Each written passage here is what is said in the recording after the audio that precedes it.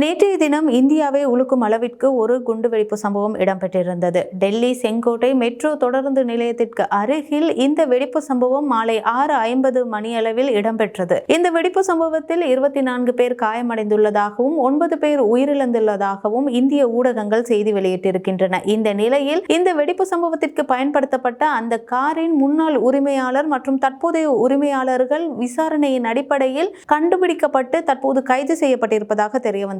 அது மாத்திரமல்லாமல் பாகிஸ்தானின் பயங்கரவாத இயக்கத்துடன் தொடர்பில் இருந்த 3 வைத்தியர்கள் உட்பட 8 பேர் காஷ்மீரில் வைத்து கைது செய்யப்பட்டிருப்பதாகவும் தெரிய வந்திருக்கிறது. மேலும் குறித்த காரினை பதிவு செய்வதற்கு போலியான அடையாள அட்டை பயன்படுத்தப்பட்டிருப்பதும் விசாரணைகளில் தெரிய வந்திருக்கிறது. இந்த நிலையில் இந்த வெடிப்பு சம்பவம் திட்டமிட்ட ஒரு பயங்கரவாத குண்டு தாக்குதலாக இருக்கலாம் என்று இந்திய ஊடகங்கள் சந்தேகம் வெளியிட்டிருக்கின்றன. இதனைத் தொடர்ந்து இந்தியாவில் பல முக்கிய இடங்களில் அதி உயர் பாதுகாப்பு வழங்கப்பட்டுள்ளதுடன் இந்த குண்டுவெடிப்பு சம்பவம் தொடர்பாக தீவிரமான விசாரணைகள் நடத்தப்பட்டிருக்கின்றன. அது மாத்திரமல்லாமல் உலக தலைவர்கள் இந்த குண்டுவெடிப்பு தொடர்பாக தங்களுடைய இரங்கல் செய்திகளையும் வழங்கிக் கொண்டிருக்கின்றனர். இந்த குண்டுவெடிப்பில் பாதிக்கப்பட்ட அனைத்து மக்களுக்குமான சிகிச்சை நடவடிக்கைகள் அனைத்துமே எடுக்கப்பட்டிருப்பதாகவும் அந்நாட்டு ஊடகங்கள் தெரிவித்திருக்கின்றன.